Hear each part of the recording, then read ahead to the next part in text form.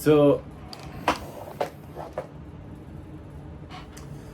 my name is Gage Cranfill, and I have never really successfully figured out who I am. I've never really been like, this is the guy that I'm meant to be. This is the guy that I'm really comfortable being.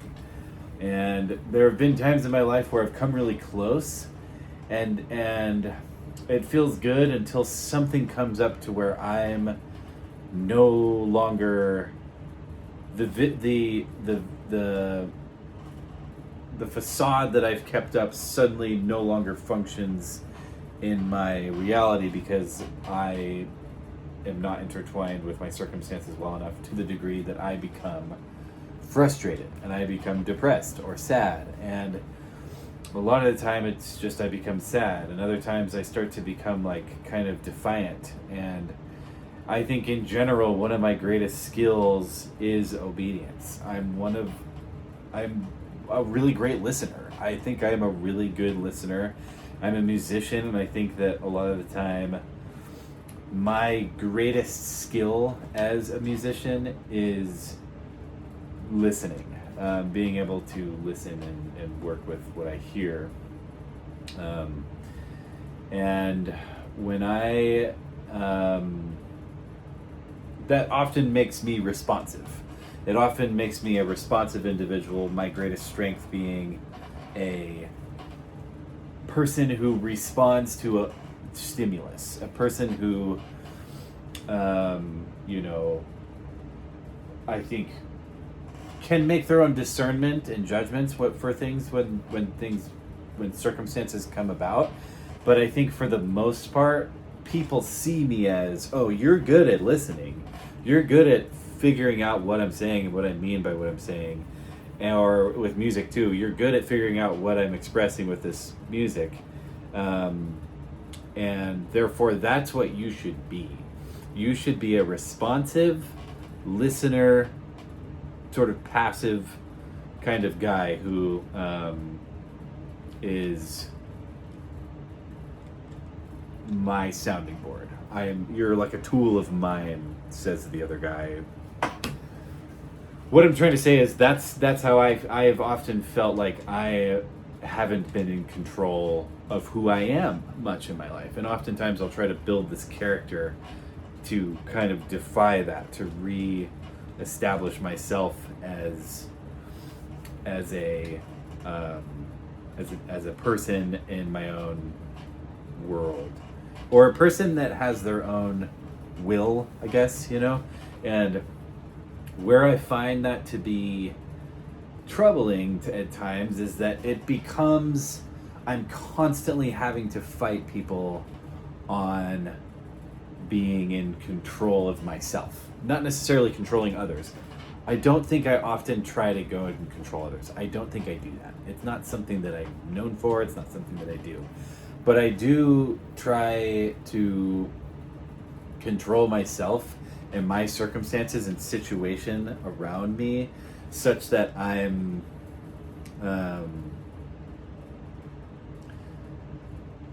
perceived as someone who is controlling and will fight, right? Because they're like, hey, listening guy, I've got this thing for you to listen to. And then I'll say, boundary, boundary. And they'll be like, whoa, what are you putting up all these boundaries for? What did I do? What did I do to you? And then they're insulted.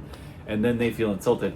And granted, sometimes it's like there's strong boundaries and subtle boundaries too, where I'm like, I don't, in my heart of hearts, I'm like, I don't want you to try to mess with the way that I'm operating right now.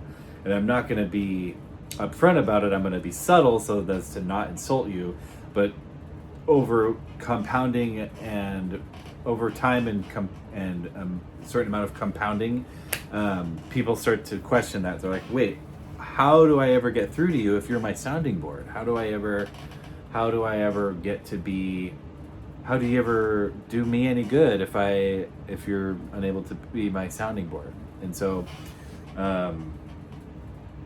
it is actually an understandable thing. It is actually an understandable angle on things that I think is,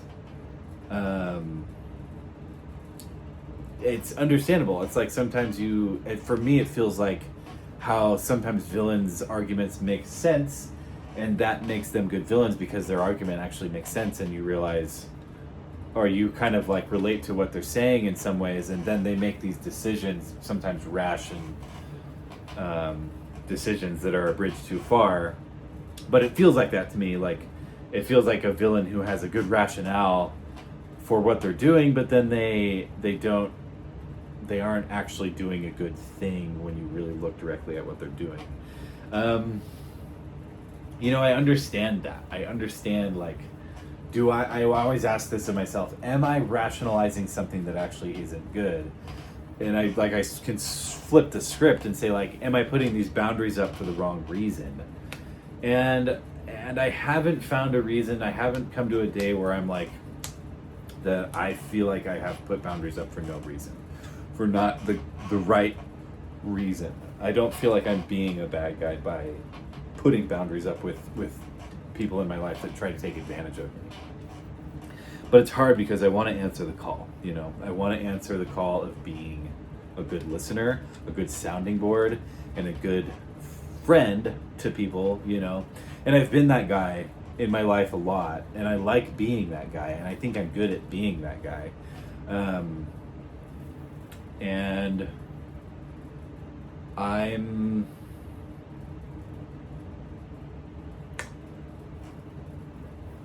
making this video series to try to take some steps forward that will take me somewhere that's a little bit more open to the world, a little bit more capable of mixing with people, a little bit more capable of maybe making mistakes, I guess. Maybe less of making mistakes and more of like capable of letting people in, because right now I'm not letting anybody in. There isn't anybody around in my life who I'm really letting in. Like, I have my nuclear family who I talk to, I have my daughter, and they understand me, but there's not anybody in my life who I think that those people are in my heart, they're there. What I don't want is anybody else in there right now. I haven't looked for a significant other. I haven't looked for new friends. I haven't wanted to do any of that because I've been feeling so infiltrated in life. Every single time I put myself out there, I feel infiltrated. And I think some of that is because I have all these boundaries. It's possible that, wall 1, 2, and 3 are excessive. Maybe they're actually wall 4, 5, and 6. And someone getting past wall 6 and making me feel like they've infiltrated me would be an issue, I think. I think if that's what's happening, if I have so many walls up that no one can make it anywhere, then no one can make it to me, then that's my problem. That's why I'm not, really inviting more people into my life. But I could be wrong. I could be just genuinely, maybe there's something about my nature that people want to take advantage of. Maybe that's true too, and I'm here to explore that. Why do I run into these problems? Why do I run into these distances with people? Why is it me? Am I the problem? Am I doing something wrong? Are people actually right about keeping me out of my walls? Or is there something wrong globally that I see somehow and other people don't see, and I'm not letting people in right now because their angle of mind is wrong? Or is it just that not everybody is your friend? Not every single person you meet is your friend, and maybe I'm a distinctly unique person who doesn't have a really particularly synergistic basic mindset? Is that the problem? Is it that I'm a puzzle piece that's too complicated to fit with somebody else? I want to explore these thoughts. I want to explore my understanding of who I am and what I am, such that I might be able to live my life play my music, be a good dad, and be strong and enjoy this thing, man. Like I want to enjoy this thing, and I really do a lot of the time. And I've come to places where I've really loved my life. And right now I love my life. I love where I'm at, but I'm realizing I'm not living my life to my fullest. And I want to. I want to get back to that because I was getting somewhere and I wanted to be there. And then I got shy, I got shy, and I'm naturally shy and I don't like letting people in. And I just imploded on myself, and I want to explore why that was so painful and so difficult for me to rebuild. And I want to explore how I can keep that from really taking me down again, from really making me fall again. And I really want to explore how I can synergize better with people such that I can make my dreams a reality, my life a reality, and my work meaningful.